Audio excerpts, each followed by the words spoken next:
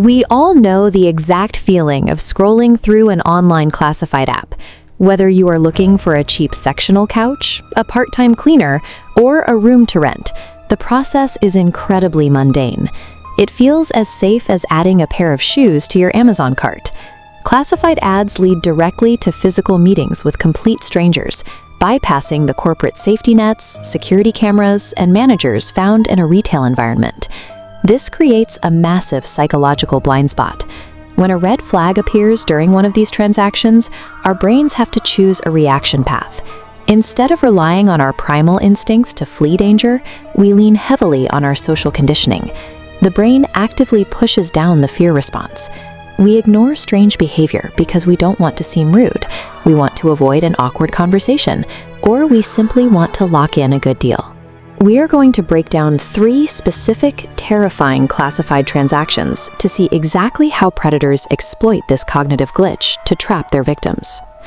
The digital interface conditions us to ignore physical threats standing right in front of us. A busy homeowner looking to save time hires a quiet, independent cleaner off Craigslist. The arrangement is simple. She will clean the house during the day while he is away at work. Soon, small physical details stop making sense.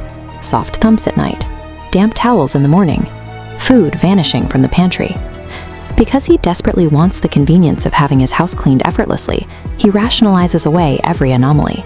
He repeatedly convinces himself that he is just sleepwalking, misremembering, or being overly paranoid. Then a spare house key disappears from his junk drawer. The illusion cracks. He fakes his morning commute, parks down the street, sneaks back inside, and hides quietly at the top of the stairs. He expects to catch the cleaner in the act. Instead, he watches a complete stranger casually unlock his front door, grab a drink from the kitchen, and wander through his home with a hateful, angry stare. By prioritizing a frictionless, convenient lifestyle over situational awareness, he allowed an organized, multi-person threat to seamlessly bypass every lock on his house. In another instance, a broke young buyer drives out to a desolate, unlit street at 9 p.m. He is there to pick up a used sectional couch he found listed for just $45. The seller, Keith, does not greet him at the front door. Instead, he calls out from the dark bushes in the backyard. Keith is unusually skinny, smells heavily of cigarettes, and immediately asks the buyer to use his shoulder to force open a stuck back door. Every physical detail screams danger, but the buyer obeys the social contract. He decides to help an awkward stranger because he desperately needs the furniture and does not want to lose the bargain. As he throws his weight against the wood, the door is violently yanked open from the inside. He plunges forward into a pitch-black room and is instantly pinned to the floor by 2 massive men. Keith delivers a brutal kick to his face in the dark. As he struggles on the ground, the buyer hears the distinct, agonizingly slow sound of duct tape being ripped from a roll. By pure luck, his thrashing accidentally dials a friend on his cell phone. Realizing the line is open, he screams a bluff that help is waiting in the driveway. The attackers hesitate for just a fraction of a second, allowing him to break their grip, spring back to his car, and floor it. The obsessive pursuit of a digital discount completely overrode his primal instinct to flee a dangerous environment, turning a simple furniture pickup into a coordinated ambush. A vulnerable 21-year-old woman accepts a Craigslist offer for free rent. In exchange, she agrees to be a live-in housekeeping job for an older man named Jackson.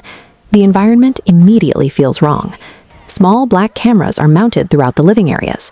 Jackson's initially polite demeanor quickly fractures, turning into sudden, aggressive mood swings over things as minor as a bland dinner. She needs the housing, so she actively rationalizes the environment.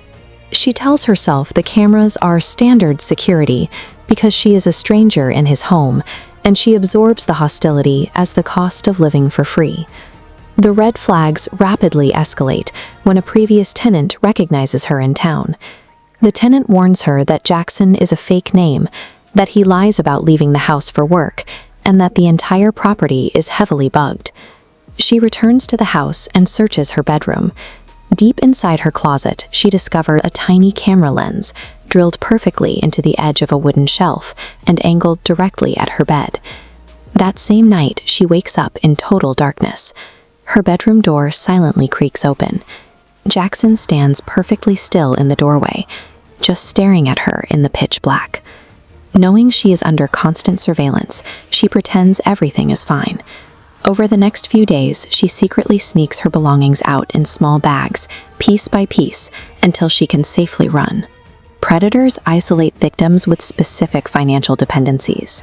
They know that if you lack options, you will force yourself to normalize and endure behavior that should trigger an immediate escape. Each of these victims escaped because they chose to disrupt the predator's plan, but they are forever left wondering what the ripped duct tape, the hidden closet cameras, and the strangers with spare keys were actually preparing for. Digital classified platforms operate like the lawless Wild West. The second you step away from the keyboard, you leave behind all the structural safety of a retail storefront. A predator's core tactic relies on this exact transition. They expect you to treat a highly vulnerable, isolated physical encounter with the exact same polite compliance you use during a customer service interaction. To safely navigate these encounters, you have to actively separate your expectations of a digital transaction from the physical reality of the environment you are walking into. The ultimate defense against this manipulation is a concept known as permissible rudeness. If a seller calls you from the bushes or a landlord installs cameras, you do not owe them politeness.